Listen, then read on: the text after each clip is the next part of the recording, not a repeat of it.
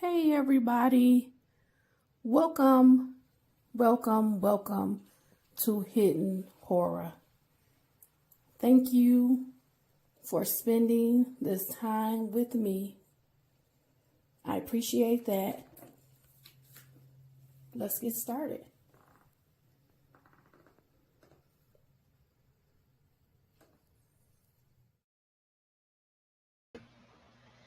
Hey everybody, welcome to Hidden Horror. How are you guys doing today? So today I'm here to talk about the Bryan Kohberger case, and particularly specifically, there was a hearing on June 18th, 2025, where there were two issues and other things kind of possibly were discussed. We don't know. But the two main issues were the motion to continue to push the trial date back further out to give the defense more time to look into the case, investigate some of the discovery, review the discovery. They haven't reviewed it all. They wanted more time to actually talk to witnesses. There were some witnesses allegedly that were giving them a hard time, kind of refusing to talk to the defense, didn't want to talk to the defense. And then also there's a mitigation part that they have to prepare for and be ready to start immediately if Bryan Kohberger is convicted. They have to have that information ready, prepared to go about his background, his childhood, any type of mitigating circumstances that would need to be told to the jury. Okay. So that was one part. That part was publicly televised. Okay. I watched it. Okay. And then the second part was the alternative perpetrators. Now, they're not going to televise the alternative perpetrators because one, the judge hasn't said that that's going to be allowed evidence testimony. He needs to review it. He needs to review whatever evidence, documentation, whatever supporting information they have to support this idea that someone or others besides Bryan Kohberger committed this quadruple homicide. Now we already know we've talked about this for 2 years now. There's a lot of other possible suspects, but you have to be able to demonstrate it, and they want evidence, right? So I watched the hearing. When I watched the hearing, it wasn't a surprise to me that the defense is not prepared. To me, they have been saying this consistently for probably about over a year. I would say at least almost 2 years, maybe going back to late 2023. How hard they've had to just fight for certain evidence, how they had to fight for the IGG, go over what happened in the grand jury. I mean, they spent a lot of time, and this is what's frustrating to me also, but they spent a lot of time, I don't want to say in misdirection, but their energy was spent asking for the evidence that should have been provided, should have been shared. And uncovering, pulling back that layer of the probable cause affidavit, where we see a lot of mistakes, a lot of things that is just not consistent with what we've been told, what has been released, what has come out in court, in hearings. There's so much things that we cannot focus. We can't focus on what the media is saying. We can only focus on the evidence that's going to be presented at trial, because if we look at everything that's outside of that, I mean, this is a mess. We have issues with potential witnesses. We have some information that there could have been jury involvement, the grand jury involvement, where you have some people saying that they contacted grand jury members. It's just been so much. We had the idea of Bryan Kohberger was stalking the victims, and then in open court, the prosecutor, Bill Thompson, says we know that's not true. He was not stalking the victims. But if you go online right now and try to find a record of that, it's going to be almost impossible. It's like someone's professionally going in and scrubbing the internet, scrubbing this information. But I have it for you. If you go back to the Hidden Horror, I would say go to my YouTube channel, or that's where the playlist is together. You can go through the playlist and find some of these videos, some of this information. Thank goodness that I captured some of this information in my videos, because if you go back now, it's gone. Things that I've told you, I've watched, I've seen, they've completely scrubbed it from the internet, from YouTube, as well as online search engines. Okay, so it's this case is it's something bigger happening. It's something greater, something more. Because why is all of this effort to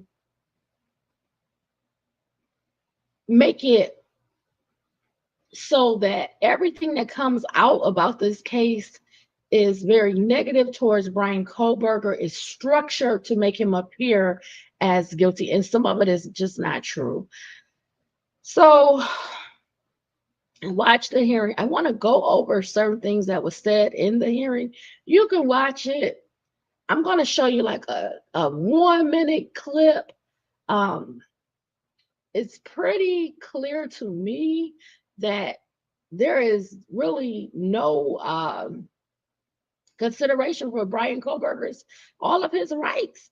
You know, he has a right to due process. He has a right to a fair trial. He has a right to a full defense, to investigate evidence, witnesses, discovery, review all of the discovery. And for some reason, it's not happening. I believe this case would go up higher on appeal, because I have not seen anything like this. I haven't seen the media structure information, manipulate information in a way to make a person appear to be guilty. I would say some of it just outright lies. But it's what's happening in this case, unfortunately. And I think that's why so many people are talking about this Idaho 4 case in conjunction with Bryan Kohberger as the assailant. I don't think a lot of people believe that Bryan Kohberger is the assailant or is the only assailant. And with the media spinning things, and, you know, I saw this week there was someone, you know, saying that, oh, I saw Bryan Kohberger at the crime scene. This is supposed to be allegedly the DoorDash driver. But if you watch the video, if you listen to the video, it's incoherent. I don't know anything about this person. But to me, you know, how reliable is this person? I don't even want to talk about it. Like, I don't even want to spend any energy on it, because, like I said, you will be racing down all these rabbit holes that lead to nothing, all to structure things in a way to make Bryan Kohberger appear to be guilty, because I just don't think they have the evidence. I said maybe almost 2 years ago, like, listen, I think it was in August of 2023, I had sat down and I did a live for about 2.5 hours. And I'm just like, you know what? Bring these charges back when you have more evidence, when you have more information on Bryan Kohberger. Or is there better, stronger suspects? But that's not going to happen. They're going, as I told you I don't know, a year ago, they can't back off of this now. This has grown into such a huge thing. They can't change. I mean, the evidence is changing, the testimony is changing, when the witnesses said where they were. Xana and Ethan allegedly were at home at 2 a.m. per the Brett Payne's affidavit, but then Judge Hippler says Xana and Ethan were not home at 2 a.m. So what is the truth? It's just so many lies. And I told you guys, I don't know. When I was doing the mini collection, I did a mini collection about 8 videos, and I was telling you like how many lies, how law enforcement deceived us, manipulated us, you know, took us down a path that was just not true. And for what? They can lie. But why are you lying from the onset of a case? You want information, you want tips, you want, if there's an eyewitness, why are you lying in the beginning? And from that point on, from the affidavit of Brett Payne, they have done a job on this case to where I told you, I don't want it to be a case that never gets solved. We do have cases, unfortunately, like that. The biggest one that I can think of is the John Benet Ramsey case, where those, efforts in the investigation just never produced, someone that they could actually prosecute. Some people think it was the parents or one of the parents. People think it was her brother. Some people think that someone came into the home. But from the evidence, if you bust out a window and you're outside, the glass falls inside. So if the glass is on the outside, the window was broken from the inside of the house. Like just simple things that just don't make sense. In a kidnapping and stealing a child, you don't typically take the child in another part of the house. Most people are going to remove the child from the home. If they're going to do an assault, a murder, they're going to remove the child. And then the ransom note being written on like paper from the home, like who is doing this kidnapping / murder? And they've taken the time now to sit in the house and write this very long, detailed ransom letter with details that only people close to the family would know. It's just very strange, and it tends to give me, some of that, and it's just unfortunate. Um, some of the things that Bryan Kohberger's defense, and let me pull up a picture of Bryan Kohberger because I'm going to start talking a little bit more about him. I like to have a picture up of the person I'm talking about. Okay.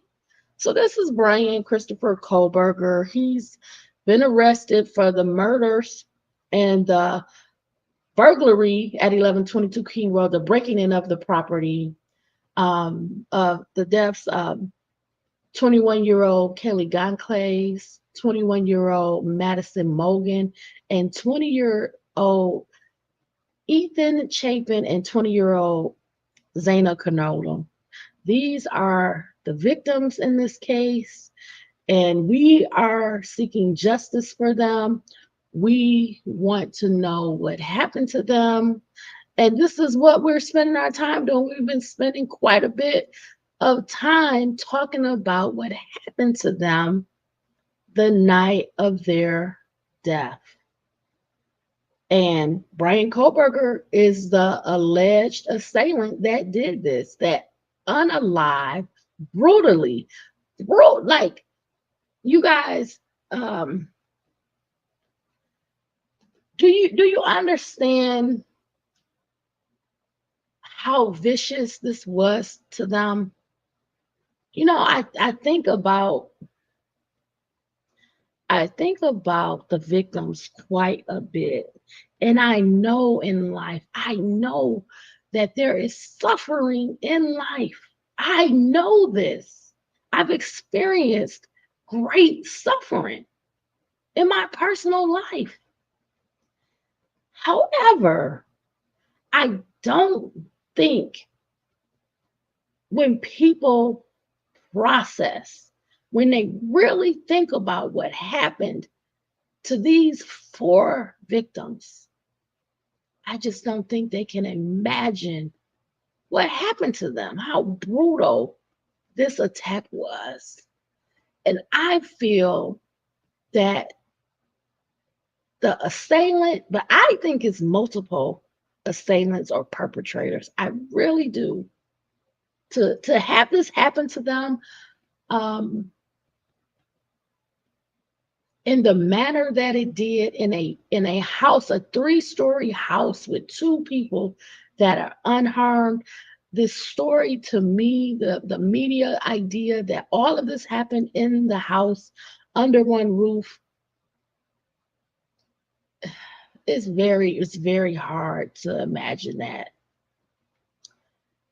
I don't know if some of the things that have been said is true, but it's almost as if there's two separate murders. There are, let me pull up a picture, my apologies, of the victims. I'm kind of talking about other things right now, and I apologize because, I have to kind of express some of, what I'm thinking and what I'm feeling. So we're going to detour just for a second, but it's important that the defense have the time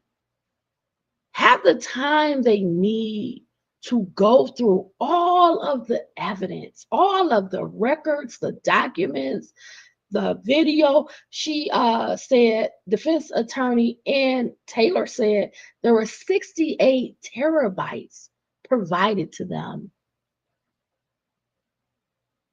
I can't imagine how much information, how many records that is. If you're reviewing, with great detail, looking for things that stand out or that may apply and may be important in the case, you want to have a very keen eye looking and reviewing those documents, those records, and watching the video and putting it together and how it impacts the case. And it can also trigger you to need an expert or someone that is specialized in a certain area to talk about something that's in those documents or records or video, or that may be triggering you to feel this is a potential witness. You need to talk to them and find out what they know, what they saw, what they heard, what they were involved in, what they text, last seen, last known, whatever. Okay. Um, you know, my heart breaks, and the biggest issue for me, and I did a video on this, is so much misinformation around Zane and Ethan. We really, really don't know their whereabouts Saturday, November 12th into the early morning hours of Sunday, November 13th. It takes time to go through all of this evidence, all of this discovery on top of the requests. And Taylor said she had made 23 requests for additional discovery, 7 motions to compel, on top of the change of venue, going from Lake County with Judge John Judge in the case through the whole process of the change of venue and doing the surveys. That was another problem, debacle. The prosecution fought, but the case being now transferred over to a new county, Ada County, under Judge Stephen Hippler. All of that takes time and effort. And when there's a vast discovery packet, this discovery kind of has been ongoing. The defense has been receiving discovery up until this year, up until recent months. Someone has to go through all of that, view it, review it, organize it. It's just a lot. And when I think about the victims, again, going back to Zana and Ethan, we still have no idea of their whereabouts to the public. I'm hoping that the downloads from Zana and Ethan's cell phone will help fill in those gaps. And I hope some information in the discovery, who were they with? Where were they at? Are they seen on any video? Did they take an Uber? Were they at the bank? Did they make purchases? All of this has to be figured out. And some of that information can be in this detailed, vast amount of discovery that's being provided from the prosecution to the defense. They're supposed to share, the information with the defense. But I am, and I've always been very concerned, um, because from things that have come out, it's as if there were two separate murders, that Zane and Ethan, they were unalived together but separately. If that is true, I've seen and heard some video. Um, there's been information allegedly, possibly, that Ethan was overdosing. And this is why I have tried to see if they have released the autopsy reports for all of the victims, as well as, we have to look at the toxicology screens. We have to know what was in their bodies. Was there any drugs? Was there any medications, prescriptions, things like that? And it's important. It goes to the story of what happened to these four people. Okay. Um, I just cannot express enough the concern that I have, because they all have been really injured with different weapons. They have different injuries, different wounds. It is not clear to me, hasn't been established to me, that all the victims suffered stabbings, but I've been told that Ethan, and I'm not going to even, I'm not going to go there, but Ethan, he had blunt force, sharp force injuries. That is something hitting him, striking him.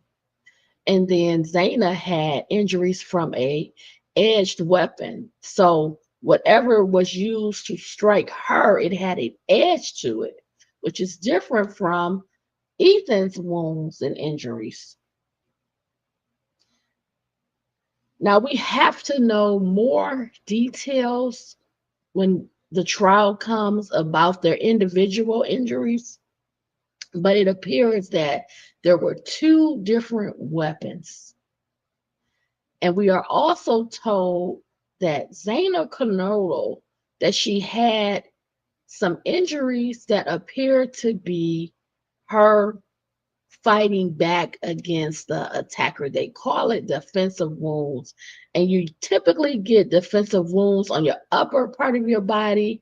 That would be if there's a knife involved, and I'm going to say allegedly, in their attacks. Specifically with Zaina, if she has defensive wounds, you would see defensive wounds typically on the upper body. You may see them on the fingernails if they're cuts. You may see cuts on the arms if there was allegedly a knife involved in her attack. And we also know that she has the edge weapon injuries.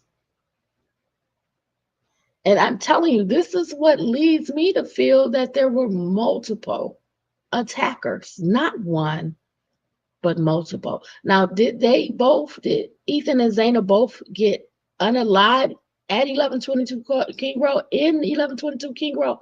I have no idea. There is a lot of other information that says no, that they were killed prior to Kaylee and Maddie outside of the house. But we have to wait, because that's not going to be the story that's presented to the jury. The story that's going to be presented to the jury is that all of the four victims were killed unalived at 1122 King Grove. That's what's going to be presented to the jury, and them believing that the start of the murders was on the third floor, starting possibly with Madison Mogen. Now let's talk a little bit about Madison Mogen, just a little bit. And Kaylee Goncalves too, because they both were allegedly on the third floor. Now, I told you guys a long time ago, I would say it's been 2 years now, right? It's been about 2 years. I told you in the summer of 2023, it was that June, that I saw a video that purportedly showed, and I'm going to say allegedly, Kaylee Goncalves and Madison Morgan being killed by police officers. I tried to find the video for probably about, I would say about a year and a half. I can't find it. Um, I just can't find it. But allegedly, Kaylee was Kaylee and Maddie were both outside, and there was two police cars. It was dark. The lights were running, and I saw Kaylee get striked in the video, and I saw her go down. And Madison Morgan was already down. It was a very short video, but I can't find the video, so I've kind of just moved on from that. But the story that the prosecution is going to um, tell the jury is Kaylee and Maddie, that they were killed inside of the house on the third floor, and that it happened after they came back from being out after 2 a.m. They're pushing the murders to be after 4 a.m., but from everything that I've seen um, and watching their cell phone activity, I always thought that the murders happened after there was no more activity on their phone. And I'm still curious about the cell phone call that Maddie made to Bethany Funk. It was about 2:54 a.m. Um, what was that about? And what was the repeated calls about that Maddie and Kaylee were making?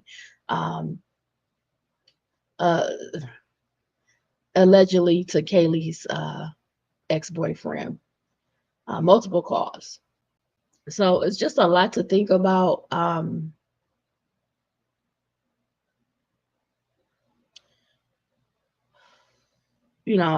wish I had the answers.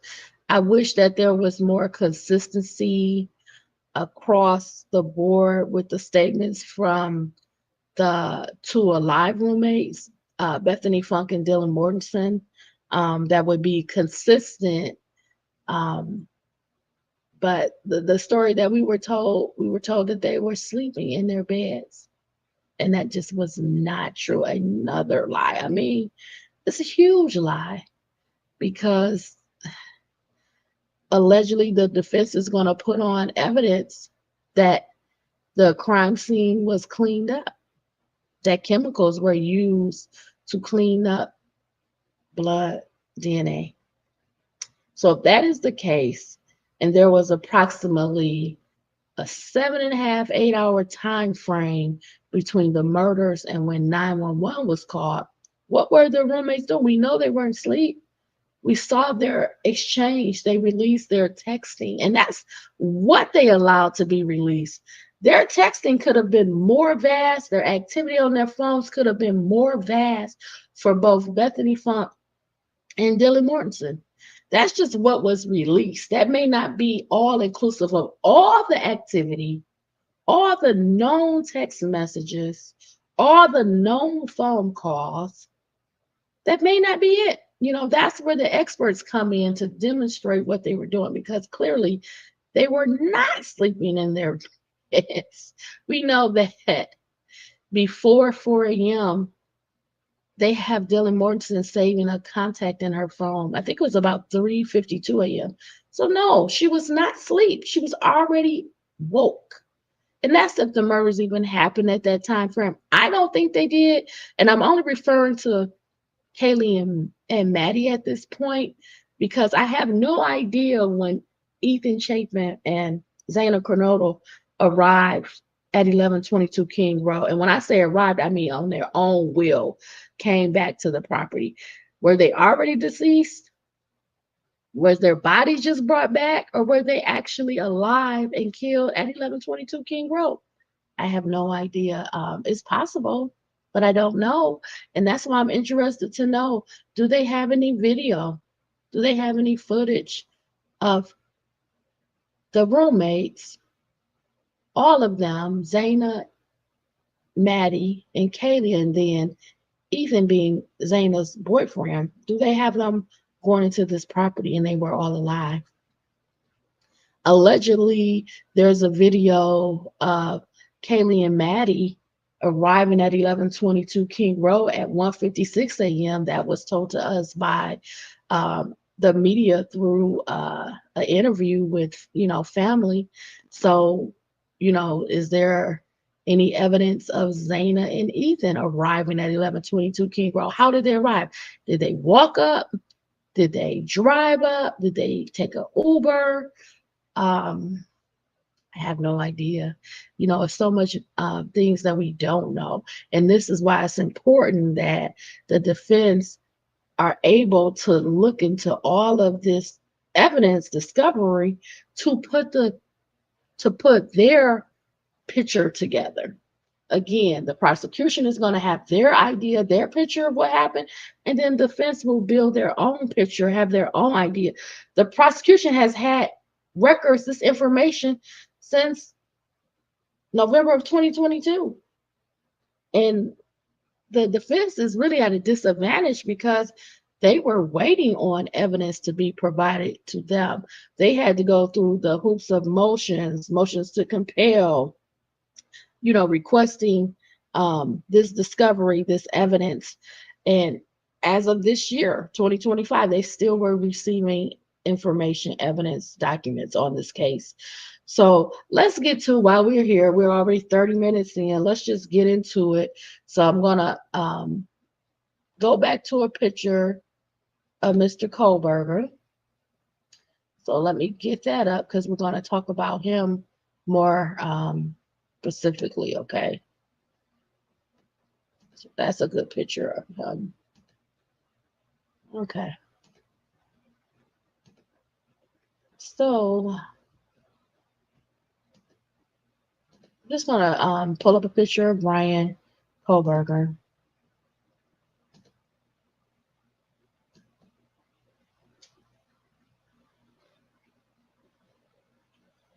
Okay, so the article is coming from courttv.com. It's dated June 18, 2025, and it's by the Associated Press.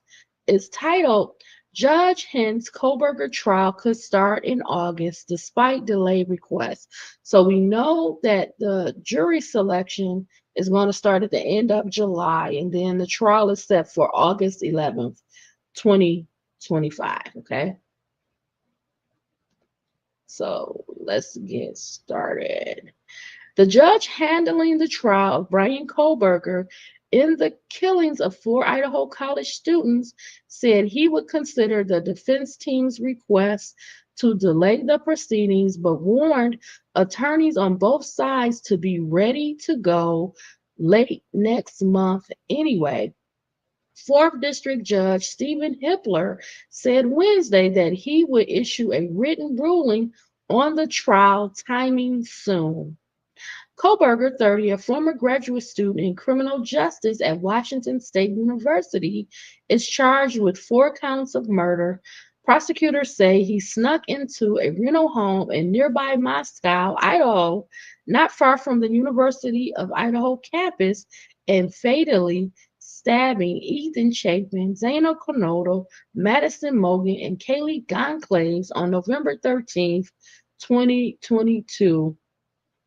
Kohberger stood silent at his arraignment, prompting a judge to enter a not guilty plea on his behalf. Prosecutors are seeking the death penalty. Defense attorney Ann Taylor told the judge that proceeding with an August trial date would violate Kohberger's constitutional right to a fair trial, in part because his attorneys are still reviewing evidence and struggling to get potential witnesses to agree to be interviewed. The defense team also needs more time to complete investigations and prepare mitigating evidence that could be presented if the case reaches the penalty phase, she said. So basically, there's 2 parts to a case. There's the trial.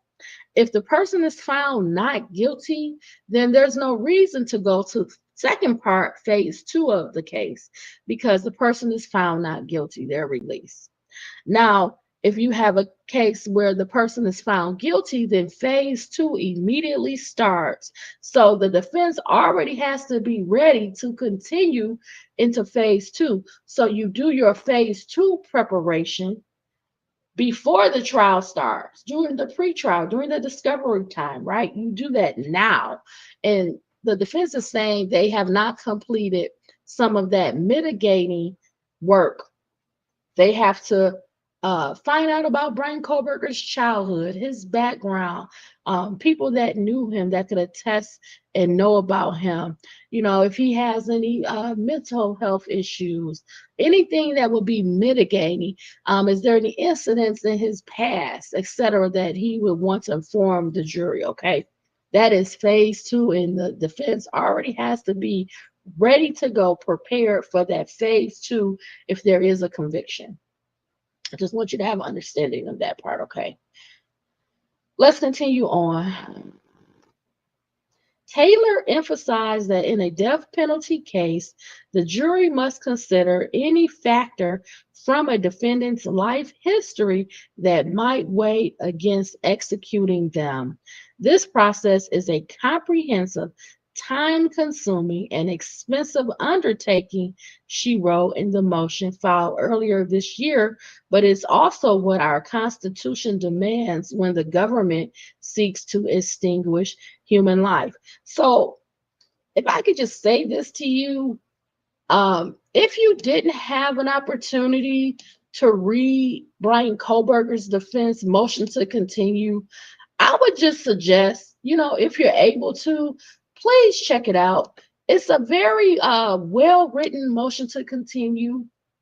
It has some case law in there, but it really details you know, the need, the reason that they're asking for it is really, like, to me, three or four main things. One, you know, they had to really fight for this discovery, additional discovery. They had to do the motions to compel. They're getting evidence so late, you know, up until 2025, you know, still fighting for evidence. You know, they had to take time out with the IGG, all of that, you know, finding out that the FBI allegedly used an unauthorized um, uh, facility to look at the IGG. Okay, they had to go through that. They had to go through the motion for the change of venue. That took time. They had the whole debacle about, you know, the surveys for the jury. You know, trying to figure out should there be a change of venue. You know, they've gone through a lot of different things. They had to focus on a lot of different things. Plus, meeting all the deadlines for court that the judge sets, you know, for evidence, for witnesses list, you know, now the alternating perpetrators, which I thought they would already have these alternative suspects, um, you know, but I guess this is something they're bringing up now. They brought this up, I believe, like in the April 9th hearing, but you know, they've had a lot to do, and then they still have this vast amount of uh, you know, evidence to review. They have uh, the requirements where they need to make sure that all of the witnesses are interviewed, and some of the witnesses, you know, they don't want to be interviewed by the defense. So that's like another big thing, but also just putting together these mitigating circumstances if the case goes to phase two. That is a lot of work as well. You know, finding out people, locating them that know Bryan Kohberger, that can attest to him, his personality, his background, finding out his medical records. Like, it's a lot.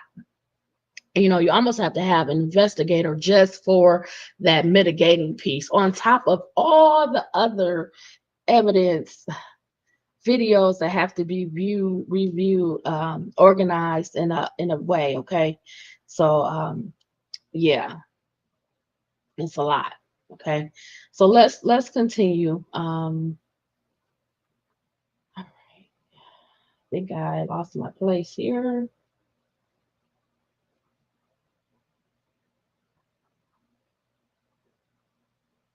Let me go down. My apologies.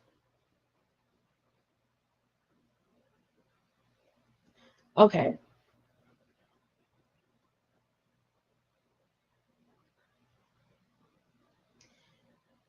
And don't forget the death penalty too. You know, it's higher standard too with the death penalty, and even having death penalty jurors that are willing to vote for the death penalty. Okay. So let's continue. Prosecutor Josh Hurwitz told the judge that having adequate time to prepare a defense is different from having unlimited time. He noted that Kohberger has three attorneys, two investigators, a mitigation expert, and various other experts working on his case. Now, I know one of the last attorneys that came on, it's been more recent. Um, it's been more recent, so but yes, he does have three attorneys. Um, the discovery materials turned over to the defense this week were mainly reports from prosecutors who were interviewing the defense team's own witnesses, he said. The killings in Moscow, Idaho drew worldwide attention almost immediately, prompting a judge to issue a sweeping gag order that bars attorneys, investigators, and others from speaking publicly about the investigation or trial. The trial was moved to the state capital of Boise to gather a larger jury pool, and the judge has sealed many case documents. So we're going to press a little pause here, okay? Let's pull up another picture. I do want to talk about this a little bit. I want to talk about this a little bit because I think I think some of the issues, the infamous selfie.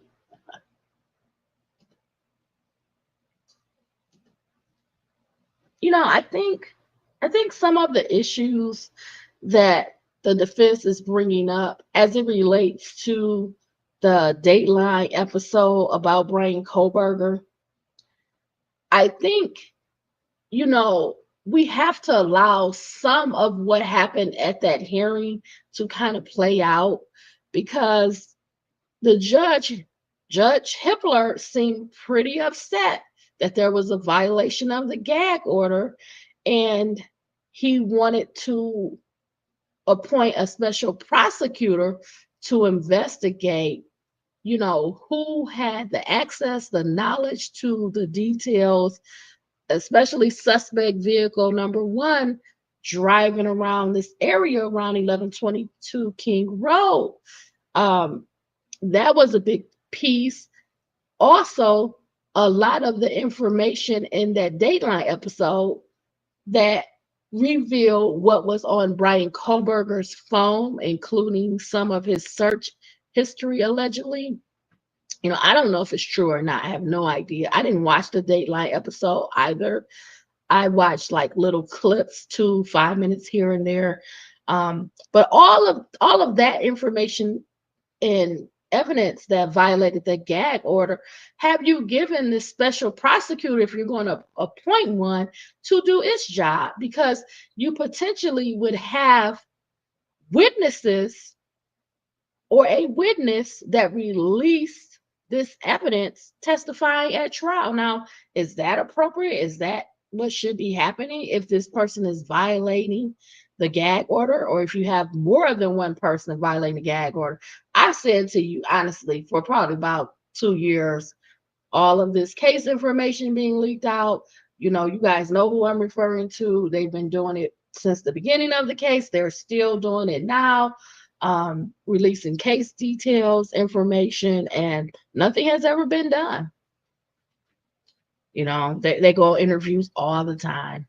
So, I try to warn them, and I will say it again, it's going to make it harder to find the killer or killers of your child when you release known case information, because the killer or killers would possibly be interviewed if they haven't already been interviewed. And what they know and what they don't know can affect your investigation. If they know details of the murders, of the killings that only the killer could know, that's great for law enforcement. But if you're releasing all of the details of the murders on all of these interviews, How is that going to help strengthen the case, help find the killer or killers when you're giving out all of the evidence? People are just going to repeat what you say, and that's why I won't do it. I'm not going to do that. Okay? So things like that, they do impact the case. They also taint the jury.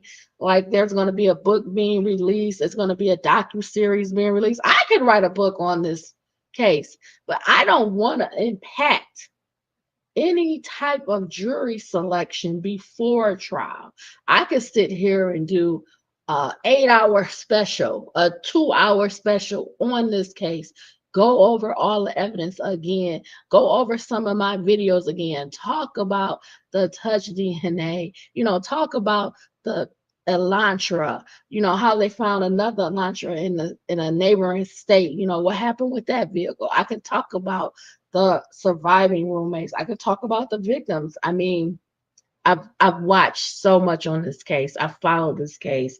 I reviewed this case, and when the trial comes, I'm sure a lot of people are going to have ideas about doing something like that. But there's going to be a docu-series coming out. There's going to be books. There's going to be all kind of stuff coming out prior to the trial, which could, alter people's opinion and thoughts about what they hear at trial. Okay, but let's continue. Okay.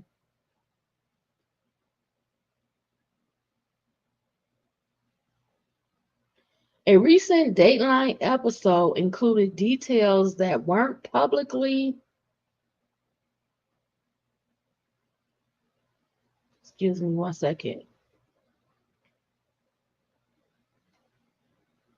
trying to pull it up to go back down, church.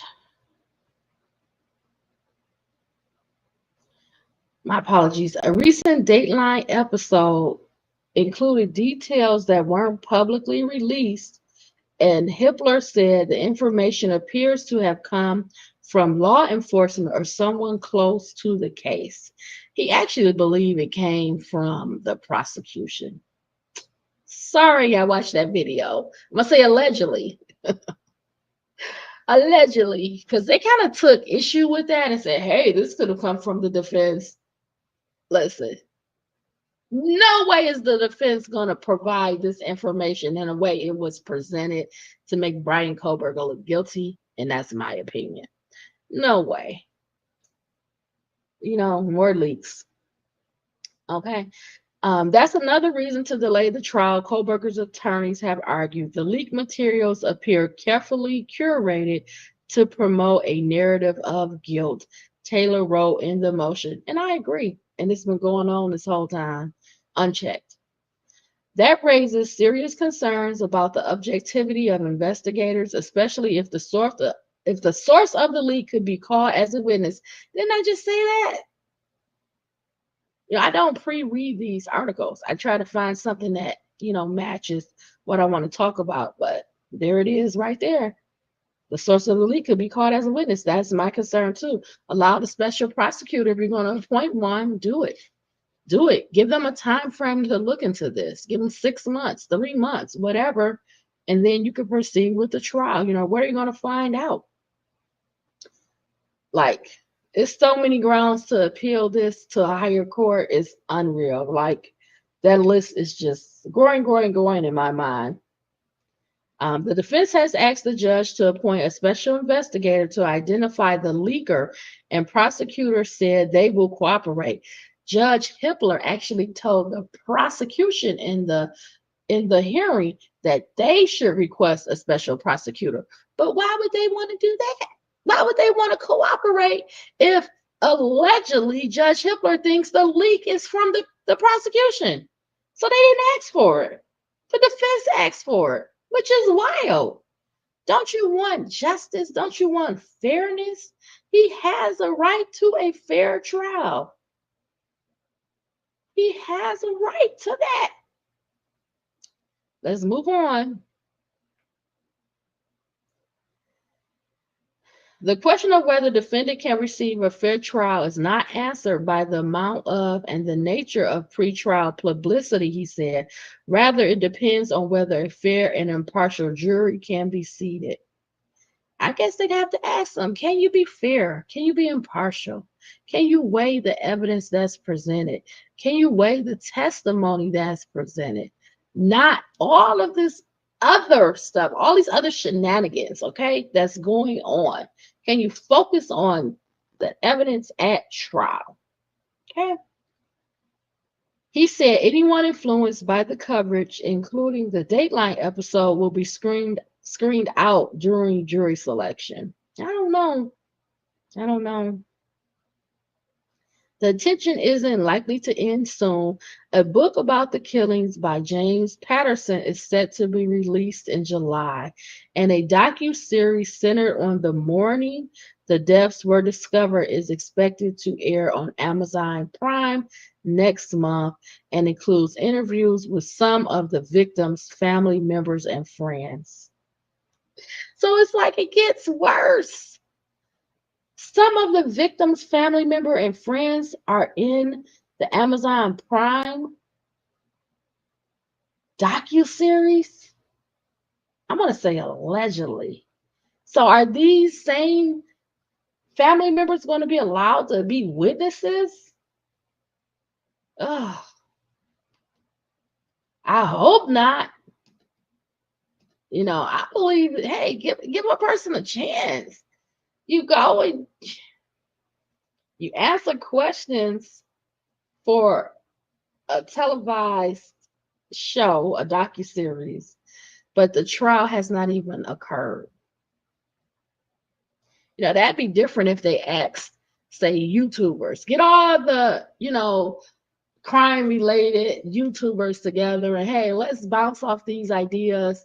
Tell us what you think. Let's sit down. Let's do a little series about what are your ideas about the Bryan Kohberger case, the Idaho Floor murders, and let's see what you think. But if you're talking about family members and friends, these are potential witnesses.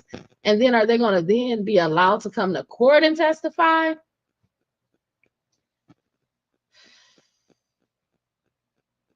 Judge Hippler said that he's going to take the matter under advisement and he will get an order shortly.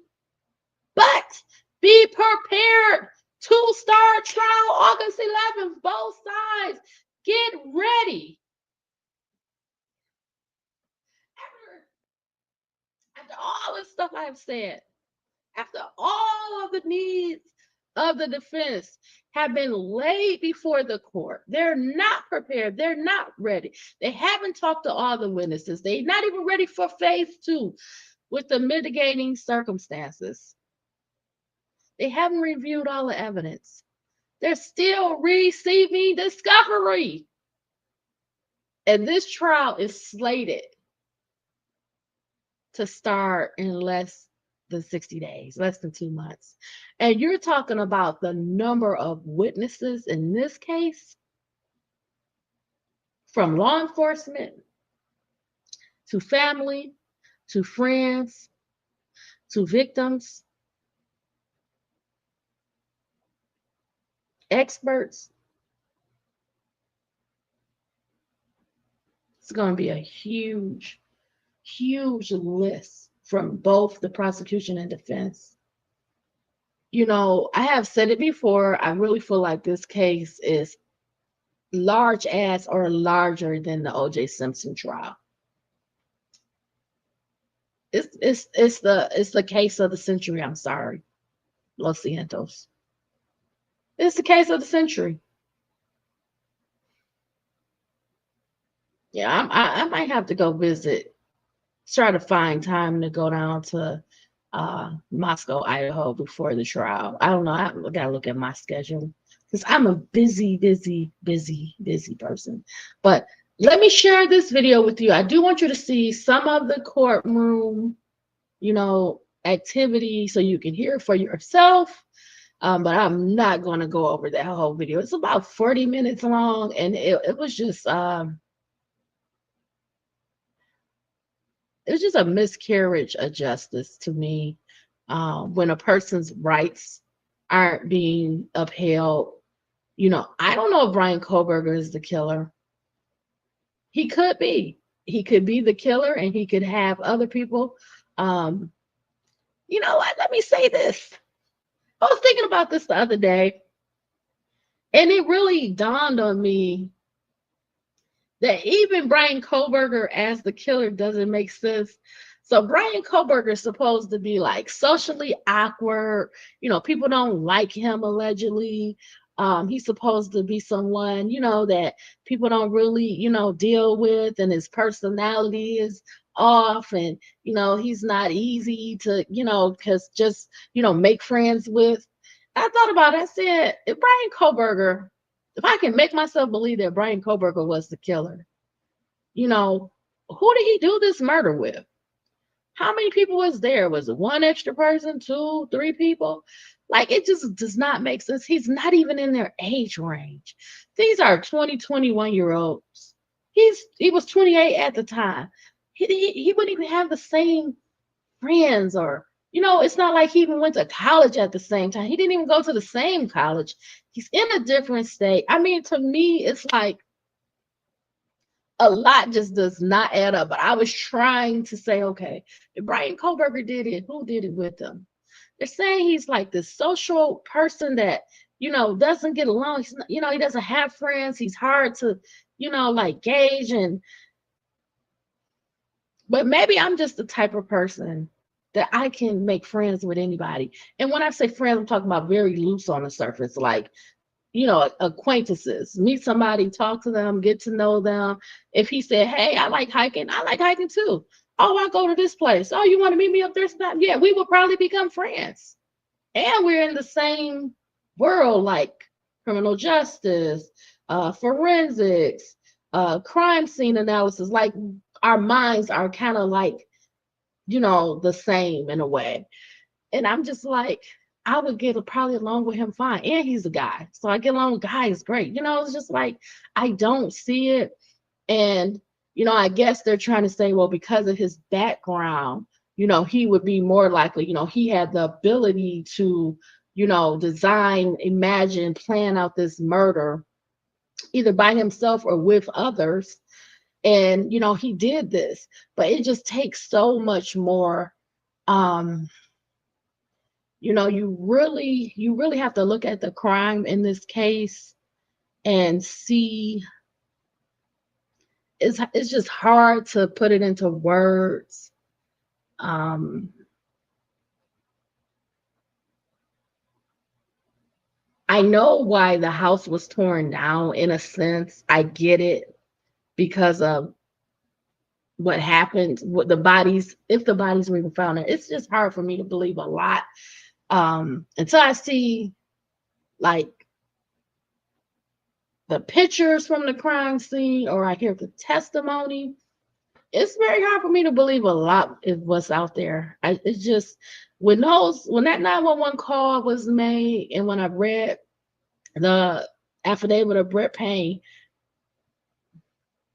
the only people that said the crime scene was brutal, was heinous, it was in news articles, and it was anonymous sources from like law enforcement. You never heard on that 911 call or in Brett Payne's PCA just the level of viciousness, blood everywhere, blood dripping, gaping holes, wounds, allegedly throat slit, like the brutality of these murders. You don't hear it. You don't hear it in the 911 call, and you don't hear it in the PCA. You hear that the murders happened, or that they were murdered, but you really don't get the level of violence. The problem is when you have real people, and I could search all across the country. I could look in New York, I could look in Chicago, I could look in Louisiana, you know, I could look in uh, Texas, California, um, Florida. You know, there are certain places where these type of murders, the violence, I would say is pretty common. You know, you have like the top 10 cities in the United States where violent crimes occur, violent murders. And if you talk to those investigators, or if you go on a crime scene run, you will have a better understanding of what I've been trying to convey. I'm trying to tell you that it does not add up. It just doesn't make sense. I'm so uh I'm so segmented in my mind because what we are told happened, and then when you hear that 911 call and you read the Brett Payne's PCA, it does not match. The 911 call, as I have said, it sounds like an overdose. Nobody mentions blood, stabbing, wounds, injuries, any of it. It's just not said. It's not heard. Um, it sounds like an overdose. To even hear Dylan Mortensen describe like Zaina Cronola's body like on the ground. She never said she saw blood, injuries, or anything. Like she was passed out. Listen, trust me, passed out is nothing even near close to what allegedly happened to these four young people. This is why I'm on the hunt for their autopsy reports so I can see where the injuries were, what type of injuries they were. I can compare each victim injuries. And, we got to look at the toxicology screen. We have to know, were any of these students on drugs? Were any of these students involved in anything, drug related? Were they drugged? Were they on drugs? They can go back, they can see the history in your body through your hair, your blood sample, if there was drug use. And I'm not talking about like alcohol, like drinking beer. No, I'm talking about drug use or any type of illicit drugs. Could this be a fentanyl overdose? Um, Fentanyl is being found in a lot of different drugs. Um, say for example, someone buys cocaine. You wouldn't think that fentanyl would be in cocaine, but they're finding traces of fentanyl in other drugs, including marijuana. So please be careful. You just need, if you look at a pencil, I don't have a pencil, but I have like an ink pen right here. And if you take the tip, this is the camera here, you take the tip. That's all you need is the tip of this to have fentanyl on it, and you can die from a drug overdose. It's very dangerous. And it's getting more and more common across the country in the United States for people to die of fentanyl overdose. And I wonder, is that possible? That's why there's no injuries being reported. I'm looking to go and listen to this trial to find out factual information, because as of right now, I could probably sit here and easily ask 100 questions. And don't have me look at each victim. Oh my goodness. I could go on and on and on. So anyway, let's get to the video. Okay, so let me share my screen. So this is what happened in court. The video is by Idaho News 6. It's titled Judge and Bryan Kohberger Murder Case. Here's defense request for a delay. We are about 2 months away. My apologies, the video just started up.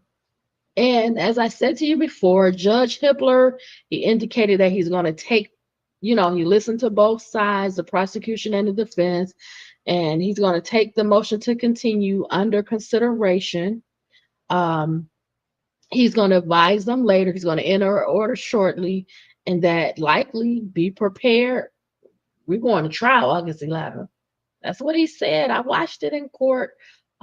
Very unfortunate, not to give the defense this additional time to just review the discovery, prepare for the witnesses, and go investigate for the mitigating circumstances if there's a phase two, particularly because this is a death penalty case, and the discovery was just vast. It was a lot. Okay. And there's just been all kind of other things going on that takes the defense away from looking into the case and dealing with all the other issues on top of them having to fight for the evidence, requesting additional discovery, filing the motions to compel, et cetera, et cetera. Okay. So let's listen to this. It's about 2 minutes long.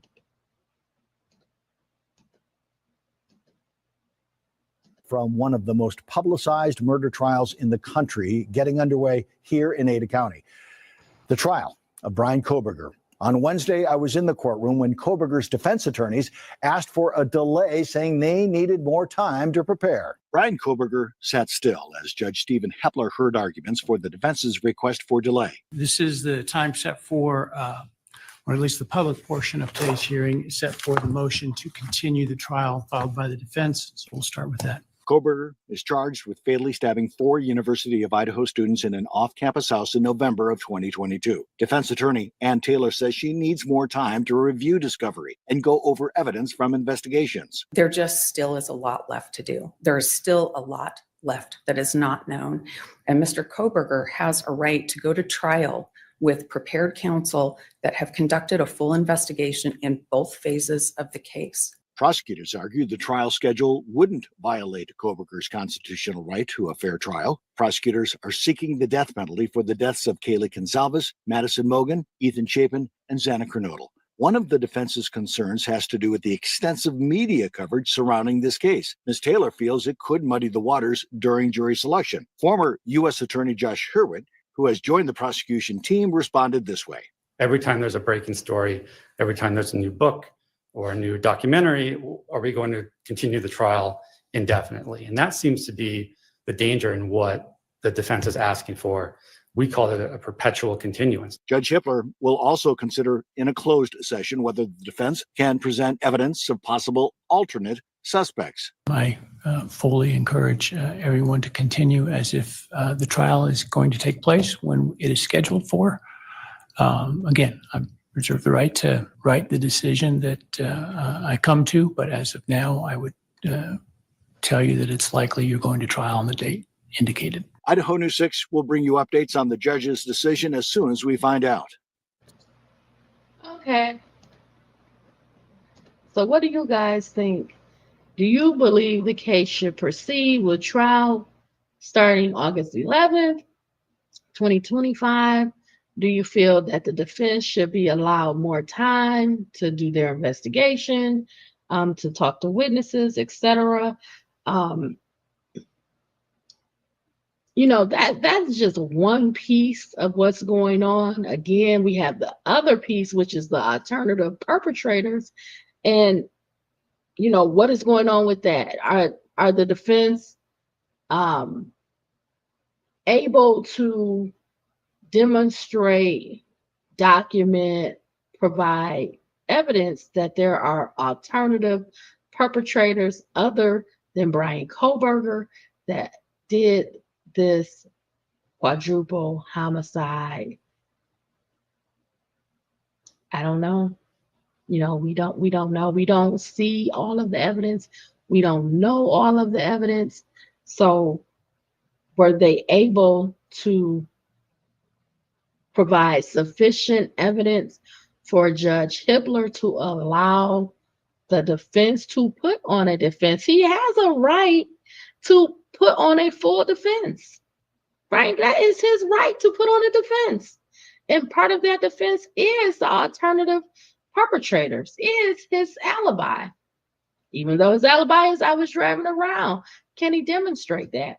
We see all kind of timestamps referring to Bryan Kohberger's AT&T records, his driving, where he was at before the murders, allegedly during the murders, after the murders.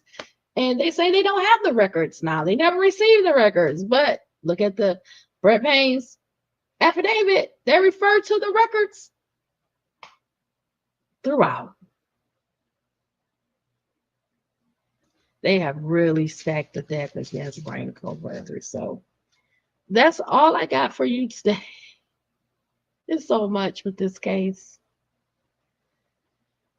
We have to be prepared for trial less than 60 days out. The defense and the prosecution, they have to be ready. The good thing is the prosecution goes first. The bad thing is if the defense hasn't investigated, review all of the evidence, what's going to happen? What happens when something comes up? Or they miss something because they haven't had time to review all of the discovery. Scary business. You know, I definitely think it's grounds for an appeal. I'm glad that everything is on the record. That if this motion gets denied, you know, be another reason for appeal. Okay. So let me know what you think. I think it's unfortunate. I really do. But thank you for spending this time with me. I really, really appreciate it. I want you to stay smart, stay savvy, be well, all my friends. Bye, everybody.